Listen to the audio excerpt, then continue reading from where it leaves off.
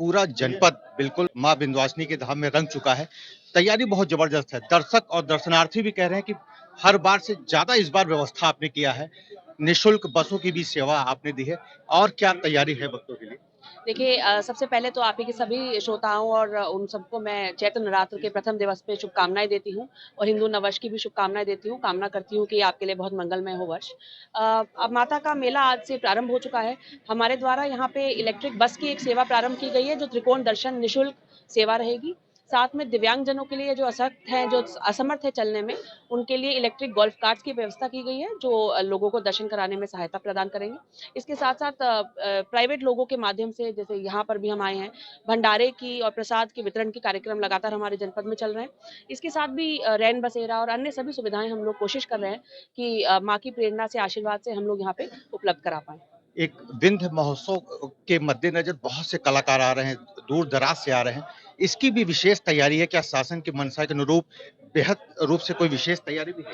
जी, देखिए साथ-साथ में अभी हमारे मेले के साथ-साथ इस बार हम लोग विंध्य महोत्सव का आयोजन कर रहे हैं, जो शाम में एक संध्या आरती के कार्यक्रम के रूप में रहेगा, भजन आरती का कार्यक्रम रहेगा। इसमें पूरे देश से हमारे पास कलाकार आएँगे।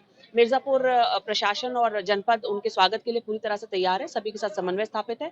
बहुत बड़े कलाकार जैसे कि अभिलिप्सा जी, जिन्होंने शंभू गाना गाया है, या मालिनी अवस्थी मैम, बहुत सारे कलाकार यहाँ आएँगे और मुझे उम्मीद है कि मिर्ज़ापुर के यहाँ से अच्छी यादें लेते हुए जाएँगे और हमारे इस चैत्र नवरात्र के कार्यक्रम को बहुत भव्य रूप देने में सहायता करेंगे। चूँकि लोग कह रहे हैं कि जो है योगी जी की विशेष आपके साथ जो टाई अप है विंध्य कॉरिडोर को लेके, क्या उम्मीद करती हैं और दर्शनार्थियों को क्या संदेश देना चाहती हैं जो गैर जनपद से भी जनपद में आ रहे हैं? देखिए, ये विंध्य कॉरिडोर का जो प्रोजेक्ट है, वो मुख्यमंत्री जी का, सरकार का बहुत एक विशेष कार्यक्रम है और बहुत तेज़ी से प्रयास चल रहा है कि उसके ऊपर कार्यक्रम आगे बढ़े। मुझे उम्मीद है कि अगले आने वाले नवरात्रों में पूरा कॉरिडोर बन के तैयार हो जाएगा और दर्शनार्थियों को बहुत जो सुविधाएँ यहाँ पे उपलब्ध कराने का विज़न है, वो पूरा यहाँ पर हो पाएगा। बहुत-बहुत धन्यवाद आपने हमसे बात किया, बहुत धन्यवाद।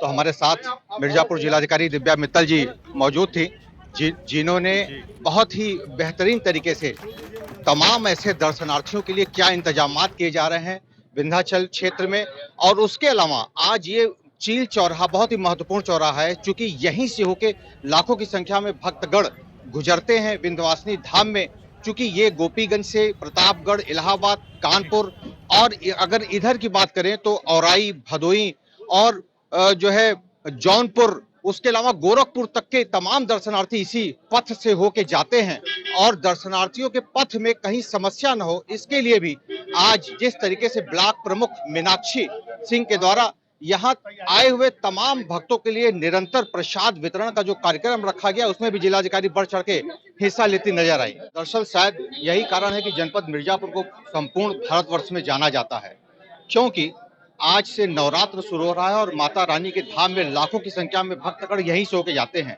और जो पहला ब्लॉक पड़ता है वो कौन ब्लॉक पड़ता है। कौन ब्लॉक के अध्यक्ष के नाते भी आज मीनाक्षी सिंह हमारे साथ मौजूद हैं और प्रमुख समाज सेवी भी मौजूद हैं। चूंकि हर वर्ष की भांति इस बार भी भक्तों के लिए निरंतर निःशुल्क प्रसाद का वितरण आपने कराया है, बहुत स्वागत है आपका। ये क्या तैयारी है इसकी, कैसे पूरा मैनेज करेंगे? पहली बात तो सभी लोग को नवरात्र की बहुत बहुत हार्दिक बधाई और शुभकामनाएं।